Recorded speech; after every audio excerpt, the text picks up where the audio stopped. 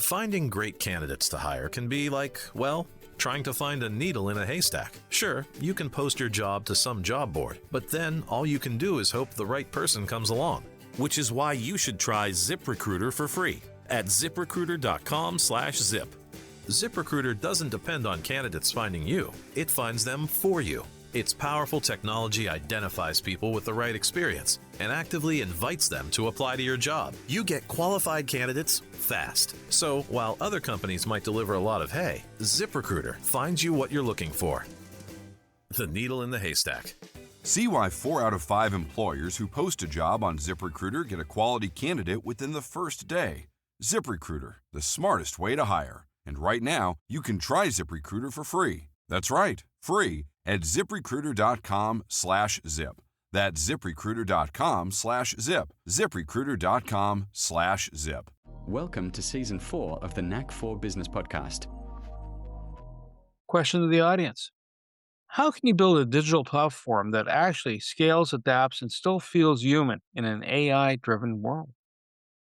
Chris will break down how startups and growing businesses can modernize their websites and apps with headless and composable tech, use AI to personalize and automate content, and design digital experiences that put people first. If you're ready to future-proof your brand and make technology work for you instead of against you, tune in and learn how to turn complex digital challenges into growth engines. Our guest today is Chris Bryce from Dot Fusion. Chris is the founder and CEO of Dot Fusion, a certified B Corp, and CMS, leading global CrewCMS, leading global teams in Canada and Cambodia to design human-centered, high-performance platforms. With over 20 years of experience guiding organizations like Cirque du Soleil, Intuit Canada, Mitsubishi, and Brookfield Properties through digital transformation, he bridges strategy and execution to deliver measurable impact. His expertise spans AI-driven automation, digital modernization, and channel marketing platforms. As a speaker, Chris shares practical insights on leveraging AI and digital solutions to amplify human potential, scale growth, and drive innovation. Chris, it's an absolute pleasure having you here today. And do you have a favorite quote or saying? Favorite quote or saying? Yeah, let's go Blue Jays. That's good. That's the first time we've had a sports one come back like that.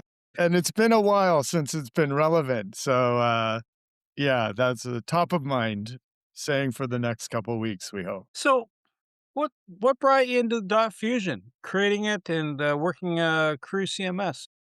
What's the backstory? Yeah, the backstory is, I'm a native of Toronto, Canada, and I found myself living down in Southern California in, I guess, the mid-90s. One thing led to another. I was doing some marketing for a nonprofit organization, and we had this idea to create a CD-ROM to promote the organization. No one knew how to make CD-ROMs back then, so I wound up working with some experimental interactive designer folks building stuff out on CD-ROMs, and we thought we should start a little business making this kind of creative tech stuff. CDs turned into the internet, and we actually formed Dot Fusion in 1998. So that's the parent company, and still to this day, we honor our vision, which is this juxtaposed idea of creating things that are visually beautiful, but have a complex technical layer underneath. And that usually comes as an output of a large scale website or mobile app or a digital product of some sort. And CrewCMS, that came as a result of COVID. So one of the main industries that we serve is commercial real estate, folks who own chains of shopping centers or the office towers you see in a city downtown. They used to pay us rather handsomely for building out a website for their properties. And after COVID, all of those marketing dollars evaporated. Commercial real estate got hit really hard. And as a solution for continuing to serve the industry, we built our own CMS or content platform, if you will, kind of like an alternative to Wix, Squarespace, or WordPress. And that gave these property owner manager companies kind of a low cost, still high quality solution to host the websites for their shopping centers and their buildings. So it was a natural fit for an industry that we understood. And it turned out to be a really valuable product. So it kind of gives us a lower cost alternative to normally be a larger, more complicated website. So those two companies work nicely together. AI, if you don't hear it 3 times in every sentence on the internet right now, you're just not paying attention. So when is, uh, AI a useful tool that helps build attractive things, and when is it slop that we should stop? Yeah, I can share our way of thinking about it. We also have an investment in an AI agency, and I only say that in that we're fairly ahead of the game in an understanding of what's going on. We're probably at that 80 to 85%. We're not writing our own LLM code, but we really understand what's happening. Most people think of AI as asking chat some stuff and you get some replies and it's a research agent or it helps you write some things or these days helps create images and basically makes marketers spend less time creating things, which to your point has resulted in a lot of slop because you can do it quicker, you don't need to think about it as much. There is a bit of a game of pumping out more content thinking that that will be best for the brand and for sales or lead gen or whatever you're trying to do.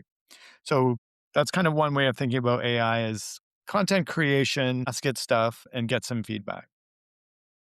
We have slightly more advanced stuff going on with like duty research. When you look at science, medicine, they're sending it out there and actually solving big problems, which is great. It's a different set of calls to the language models itself. Then kind of I guess another area of looking at AI is helping build digital products. So we have tooling where we can get a prototype of a mobile app or a website built in, be the better part of a day and a half, would have taken us 2 or 3 months before. So you've got kind of like all this stuff going on at once. And I think something to think about is care and craftsmanship, which it doesn't do a great job at unless it's prompted properly. So I think right now, general folks are starting to mature a little bit as prompt engineers. They've been playing with the tools long enough to sort of know how to kind of control and calibrate it. I think that's really great for everyone to invest some time in, however you go about doing it, but learning how to prompt engineer. And all of the models from Grok to Anthropic to OpenAI, they all have documentation on how their tools like to be prompt. So that's not hidden information and it's freely available to everyone. And chat does a great job of telling you how to prompt itself. Yeah, so there's kind of a cluster of ideas around kind of we see what's going on at the moment. Yeah. Where are you guys at on all this? I think that for myself, the GPT, uh, I'm using that as a tool for editing and processing. It's not gospel, whatever pops out, because you look at it. So what I'm finding out is when I'm using the GPT, when I'm assembling, let's say for example, the script for this, I'll have it pick up information. It'll kind of pull some information forward. I'll look at it. And like, yeah, that'll do. And knowing full well that it's not an absolute answer. Even from the digital side or imaging side, I'll capitalize on it, and sometimes I'm going, it's like having the canvas, right, or the art. It's kind of pushing it out, and I'm going, yeah, I don't like that one, and so I'll try different things, or someone provides me artwork, in which case then I can incorporate it into the final design. So yeah, it comes in handy. Even when I go to edit this content, I use a platform called the Script, and it provides uh, a lot easier time editing. It's based on our last podcast. I'm going to need all the help I can get because everything went sideways on the recording, right? So, best laid plans of mice and men. I've also noticed that in your bio, your Cirque du Soleil and Intuit and and Mitsubishi. Those are fairly big organizations. Like the Cirque du Soleil, the first thing that flashes to my mind, someone on a high wire act and dressed up in a almost Comic Con looking outfit. That's really cool. And there's fire. How was that working with them for you? Along with your line of thinking, we actually had our meetings on a trapeze net. So that was really cool because we build a lot of our technology solutions on enterprise platforms. I won't mention the platforms, but we were doing an integration with Cirque du Soleil on a large enterprise platform that would help with some of their digital experience channels. So it was fun work. Um, it was essentially creating content that would be deployed around the world that would be promoting their brand and culture and their events in many different languages in a highly personalized way. Now, this was before we had AI personalization tools, which I'm happy to talk a little bit about and how that impacts content. But back in the day, personalization was really kind of if this, then that. So let's say you're sending out an email and you want a certain section of that personalized for a region. Well, the kind of component in the email would go, hey, is this person from this area? And then there'd be a set of rules that says, show this content to people from that area. One of the great uses of AI right now is you can speak to it in more plain language.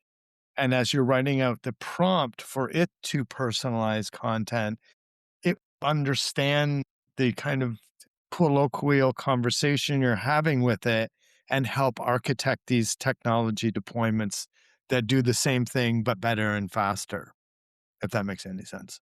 I'm reading some notes, and I understand that when you hear composable, compose is in there, I think of music, but when Hmm. you say composable architecture, I get lost. Can you tell me what that means? Yeah, and I'm totally with you. And we had an interesting chat this morning with some colleagues just around nomenclature and how we speak when we're talking to folks within our industry and how we need to speak to folks who are outside of the industry. So, composable, headless, this is industry jargon for a concept that describes how you create a website. And there's really two concepts for any website out there that's on some kind of content platform. A content platform is the tools that the authors use to update content on the website. Most sites, I think, if you took as a percentage of the global websites, more than 50% are on WordPress. Many of them are small, but WordPress also services all the way up through enterprise, depending on how complex you want to get. This isn't so much a WordPress chat. WordPress is a tightly coupled system. What you see on your browser and that component, that might be a hero image or something like that, directly connected to the WordPress database.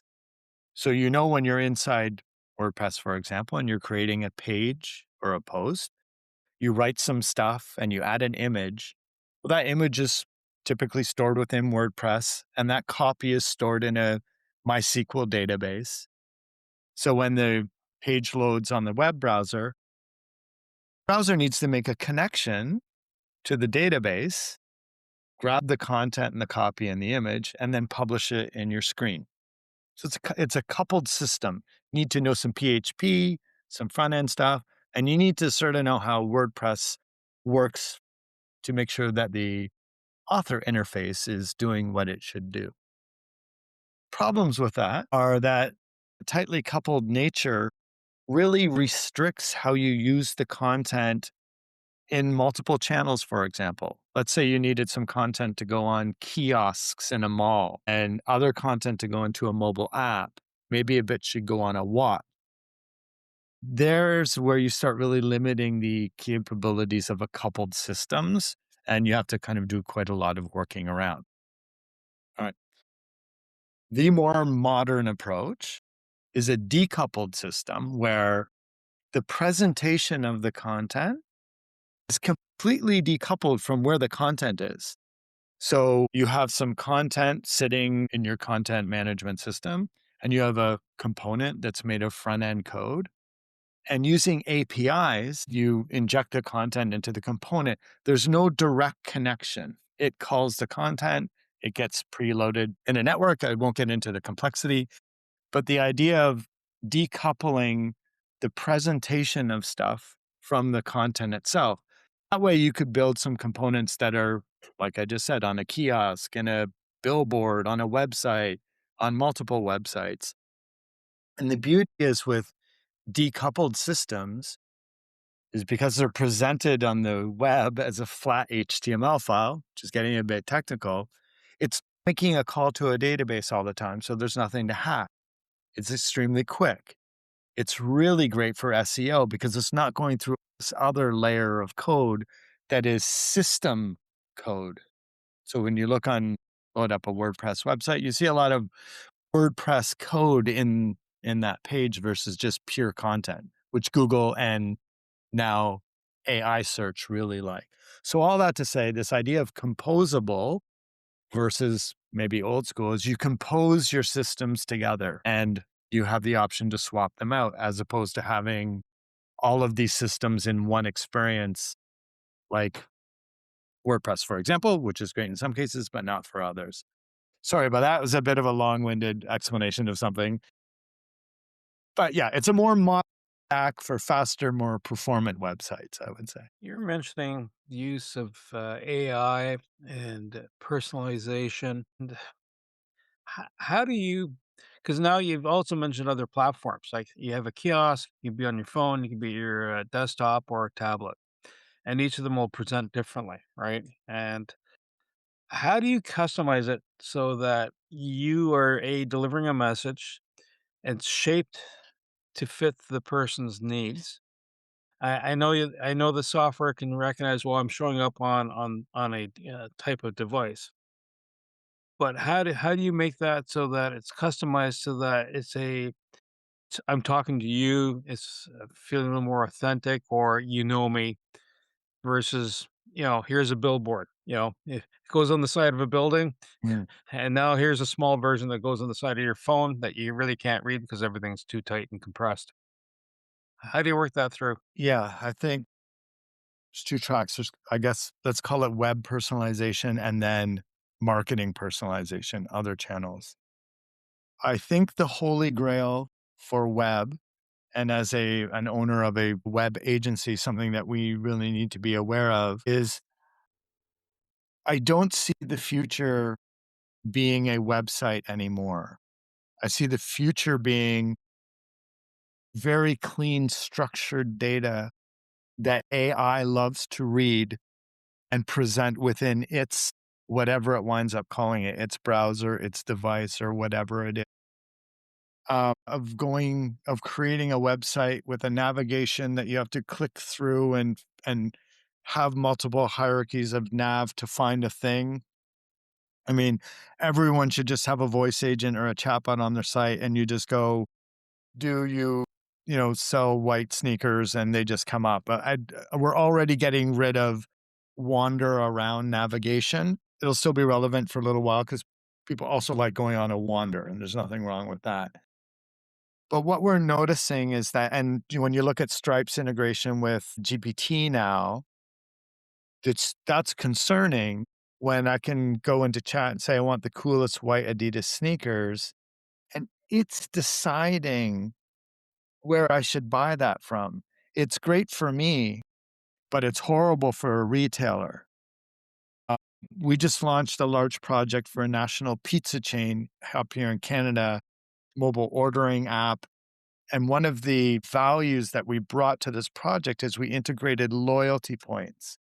So when you go in, you spend so much and you can spend your points and get more pizzas or whatever. But the point being, what if ChatGPT had chat points? So anytime you buy something from anywhere, because now chat is an e-commerce and you have your chat points. And when I go to order a pizza, I don't really care if I go to pizza place A, B.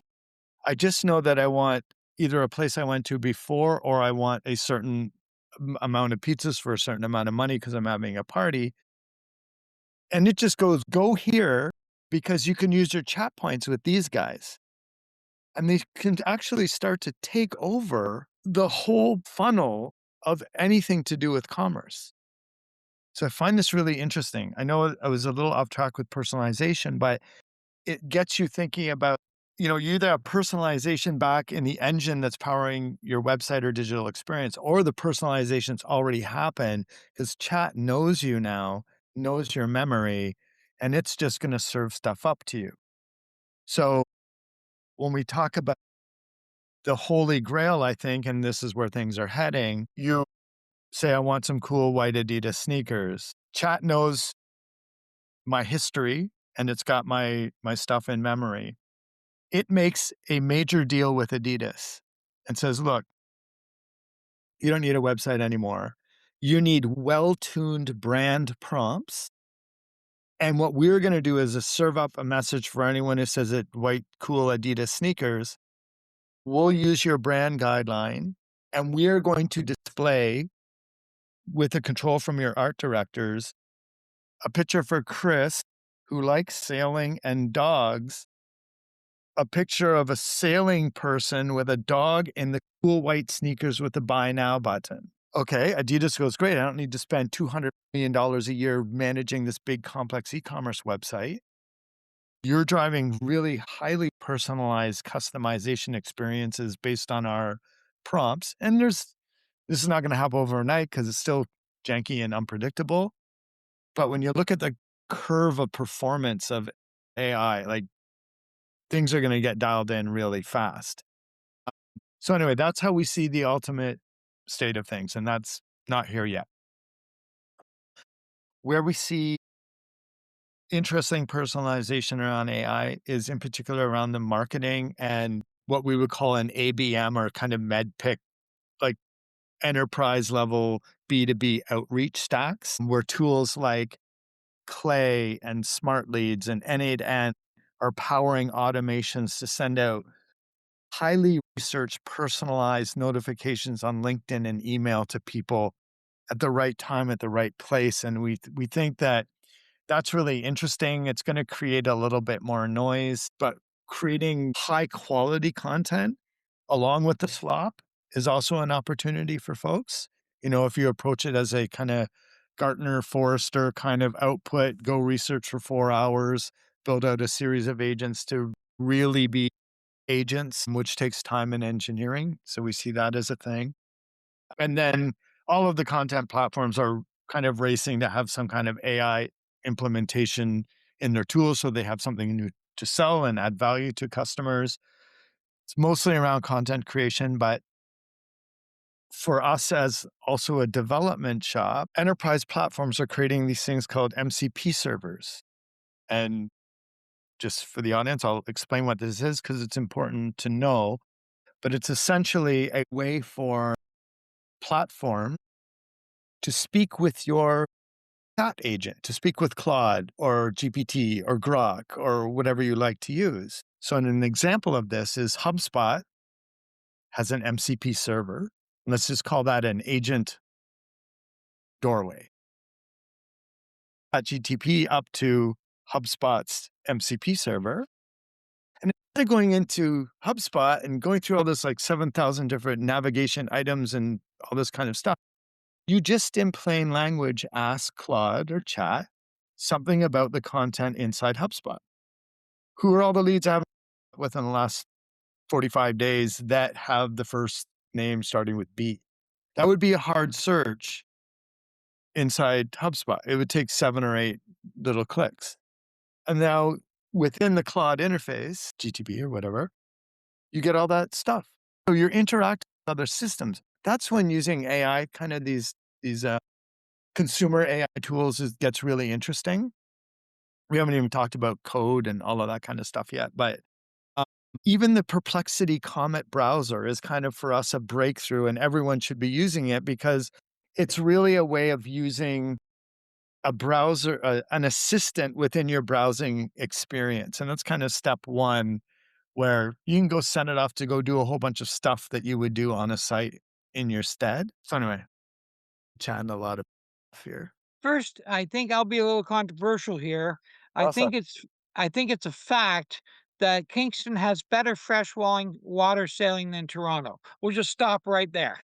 and well, definitely more interesting. I did a lot of my training there with the guys down at KYC, and definitely more interesting and fun, and more lights at night, and seeing all the windmills everywhere is kind of a spectacle. But I do have a question I'm pretty sure you can blow out of the park. I've been at this a while, and I remember when Word came out. Word. And the neat thing is the electrician, his brochure, his business cards, maybe his website, all had different fonts, all had different colors. It looked like an angry fruit salad. And I think we're in danger of that again unless we have agencies, perhaps, Dot Fusion. But how does the electrician get unity in his message when he's got almost too many choices? Yeah, for sure. If you're talking, let me rephrase that. Are you talking maybe website and marketing, or how should I be thinking about this? I'm talking about a guy who's trying to build his business through his marketing, through the tools that are out there, some which are becoming AI. And there's a lot of jargon out there, and I'm really interested in how we break through the noise. Okay, so if I was recommending, let's say a plumber, for example. Okay, so I've got a plumbing business and maybe 3 vans. Friend of mine's doing dispatch.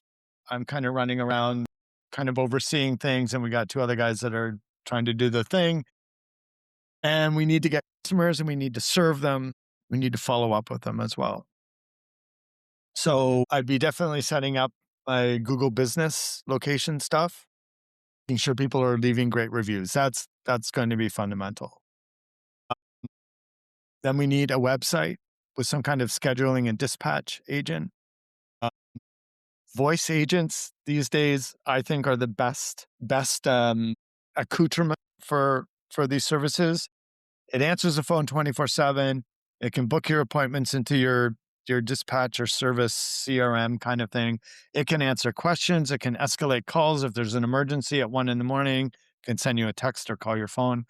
So the kind of voice agent thing as your main assistant person is a great idea, especially if they're fairly low cost. A pretty straightforward website that maybe, you know, I'm not sure if you're familiar with Alex Hermosi, but he has a pretty general, like, here is a small business website format. You can just tell chat to give you a website that looks like this. And then, go into a tool like Wix or Squarespace. Something super simple, gives you a little bit of creative control, but not too much. So, you're not getting into the code level of things. You can get your word out there. And then there's probably a set of thinking that I don't fully know for plumber marketing, but it's fairly regionalized, like you're covering a certain area. And I would start with making a list of all your competitors and auditing everything they do. Because if you don't know what to do, that's just a good starting point. Right. So, like, what's everyone else doing? And then what can you do better? So you can understand the region. And it can, yeah, beyond that, I'm starting to make things up because I don't know the industry so well, but I do have something that may resonate with all industries. And it's something that's really blowing my mind when I see a new restaurant open in the neighborhood and they're serving the same food with a lackluster experience and a bunch of people who don't seem to care that much. Is that if you're going into any kind of business, like, you've got to be exceptional at everything you do, and it doesn't matter what you do, because it's so easy to be kind of better than most people, because most people are kind of lazy. So anyway, that kind of ties into it. Show up on time, follow up, do something special and memorable. Um, hey, I'm kind of into this plumber thing, actually. Well, while we're talking about the plumber, then you mentioned you touched on something a little earlier about loyalty and recognizing it. There are loyalty programs out there. You'll see it when major coffee chains will have it, major restaurants will have it. The fast food joints will have it. Use the app. Da, da, da, da, da. Or a card. It used to be the original one. Do you find then that the AI then can track the loyalty on behalf of the business, but at the same time, if you're the end user, let's say it's your chat GPT or whatever platform you're using, does it say, listen, because I've come across something here, we're doing a house rental, right? And I'm going, I am looking for a bathtub of this size. It's not a standard size bathtub, right? And I want one that's in the Ottawa area. I want this, and here are the parameters. And I know other than the bathtub holds water and it's supposed to drain, what else I gotta ask for, and what else I gotta look for, right? And all of a sudden, it pipes out a whole bunch of information for me. It tells me, is it the left hand and right hand? Is it skirted or is it unwalled? On goes the story. Is it stainless steel fiberglass? Is the loyalty program something that would guide the consumer in the process? Is it like the friendly advice, like you've gone into some stores and they say, listen, we don't carry the product you're looking for, but if you go visit this location, you'll find something. Is it, for you, the best fit is this, like going to a tailor where, you're not showing up and getting a size 50 suit when you should actually be in a 40 suit, right? Does it provide that type of dynamic input and response and guide you to the right path? And is it yours or is it the store or the retailer's opportunity to make that connection and provide that ultimate loyalty service? Because if I got best advice from a buddy, I go back to that buddy again. Sorry, Yeah, long-winded question, but, there's a lot of parts to it. awesome. Yeah, I think the idea of loyalty is often missed in that in most cases, there isn't a great benefit for the customer to sign up for that program. It's easy to say Starbucks may be the best at this because they've really built an interface around heavy rewards for doing something. In most cases, it's just unfortunately, it's an idea to get people to kind of accumulate points for something that doesn't have a lot of value. So, word is out on loyalty programs. Some folks do it well. Um, and then what seems to be going on right now, I think, even with Air Canada and the uh, Star Alliance program, it's like, I don't know whatever happened over the past year, but you get like only 50% as much value back from being a rewards or points member. So and I can understand that there's business factors happening all over the place. But maybe to your other point, that's maybe around using AI to provide better service. And I think maybe, to your point around finding things when you're shopping, or we just launched a voice agent for large shopping center, not just to replace headcount from customer service agents that were hanging out in the mall, mostly just sitting there playing on their phones, but it did a job. It knows more. Like it knows how to get to the washrooms on the lower level where there's a handicap thing and the sink isn't working. Like it can tie into the maintenance system. It goes into security. This kind of agentic concierge, I think, is a really step forward. It knows what marketing events are going on. There's a sidewalk sale coming in 2 weeks. It can ask you to join the email list to be on the mall's promotional kind of thing. So it's not just replacing kind of a human. We can reallocate those folks to something else, or unfortunately, there will be kind of jobs being taken over, but it does a better job in certain circumstances. Uh, I also think that there's going to be opportunity for it to bring you more into the brand. Was just at an AI event and the KPMG guys were showing off this super personalized shopping experience where they have a picture of you and they put you in different scenes with different products, and it's a whole immersive kind of thing going on. And the output is a video. So you you go to, I forget the example, let's call it REI or MEC, and you go over to a booth and take a picture. Once your picture's in MEC's kind of personalization database, you go up to any item of clothing in there with your phone, scan the QR code on the label, and it shows you in the item. That's pretty cool, right? So Does it size you up for the right fit? Going, The size you need is not in stock, but we'll order it. Getting better at that. Yeah. But that's the intent. So now if I'm at home and MEC already, I've registered my photo in the 3 different angles at once, I can just sit on the website now and see me in all of the items. This isn't currently live, by the way, but this is coming. Uh, so that's, yeah, I would say it's about service and this kind of agent concierge idea. Uh, The web is it's both hyper local and worldwide. Have done some work in Cambodia. Bring that to me. That's just neat. yeah, definitely interesting. So Dot Fusion itself is also a B corporation. So we expose all of our books and ESG practices to third parties. So we kind of validate our activity and that in alignment with our positioning that we're generally a good company that tries to leave the world a little bit better than when we found it. Part of our initiatives under that program are to allocate our profits to doing something useful. And we've decided that useful to us is developing software development skills in Cambodia. So, long story behind that, but generally not the infrastructure there really train up folks to the extent where they can go in the global market and get paid $150 an hour, like someone from San Francisco for working on an Adobe project, for example. So we had that idea that'd be cool. Let's kind of figure out how to train Khmer developers that are kind of already progressing but may have plateaued or hit a dead end.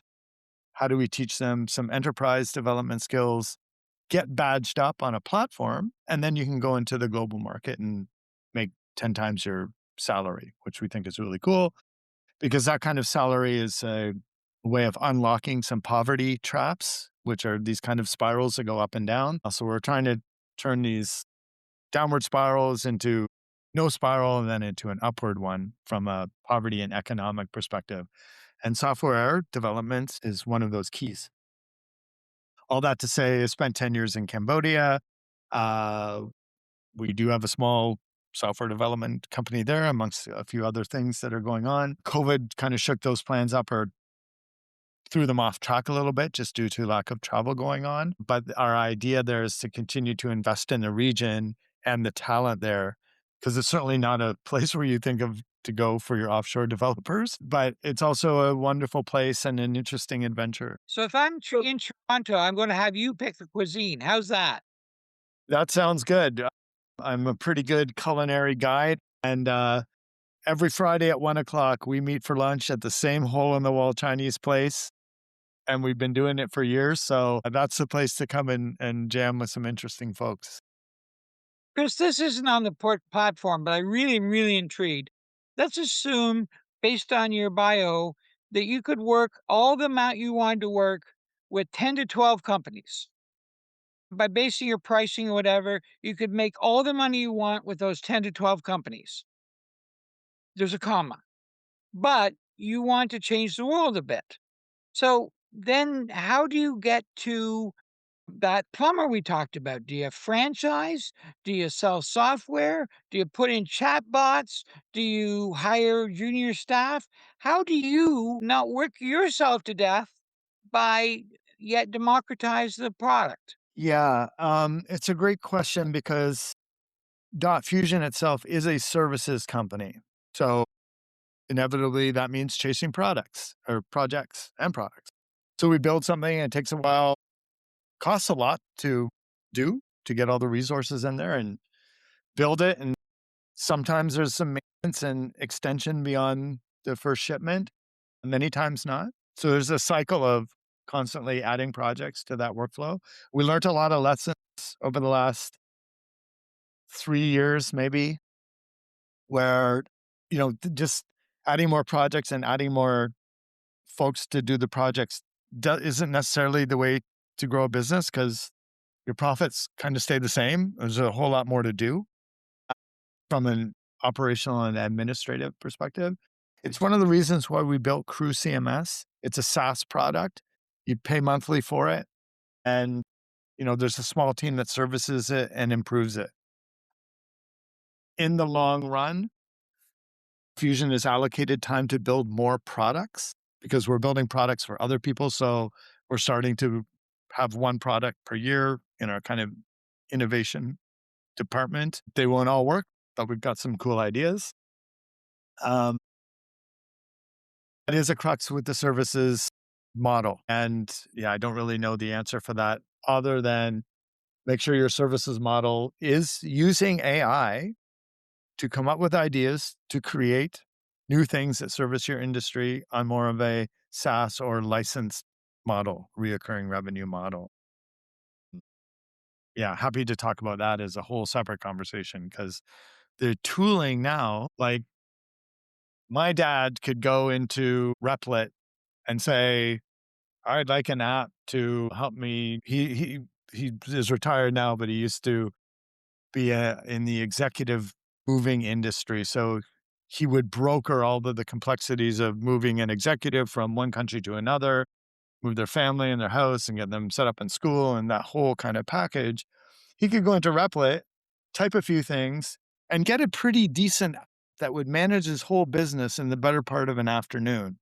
Now, no, it's not enterprise ready. It's janky, but it's 70% baked to the point where he could bring in a couple devs, work on it for 6 months, and have an application that he built with his own hands without knowing any tech.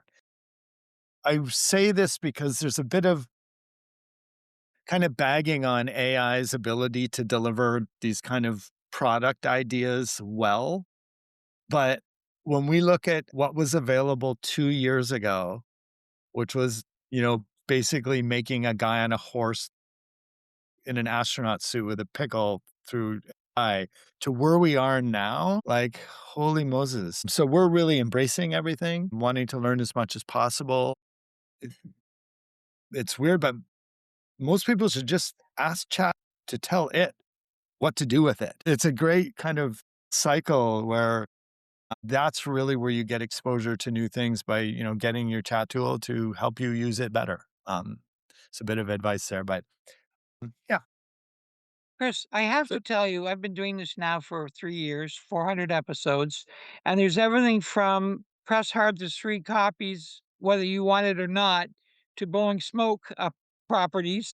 And you've got to be one of the most exciting guests I've heard in a while for actually delivering stuff and concepts. My congratulations. Oh, it's a lot. Yeah, like I love rebounding ideas and I'm often put in the hot seat by our customers. I'm, I'm kind of used to it. And I just spent the last 25 years of my life in this space. And outside of knowing how to maneuver a boat around, fairly worse in this stuff, but no one knows everything. Is that magic plumber or electrician in that priced in that SaaS model, or is it one step up? I'm really interested. Priced in the SaaS model. And I think what you want there is is like it's almost like a kit of what you need to start things up. And it also depends on how big you are, like air conditioning, heating, and plumbing and dispatch organizations as well. So I do kind of understand that business just at a slightly larger scale, more regional than neighborhood, I guess, or municipal. But yeah, happy to chat or follow up with anyone who's interested in stuff that I can share with them.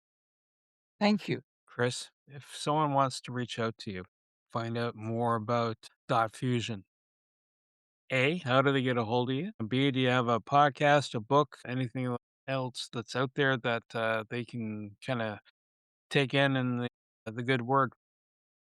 Yeah, sure.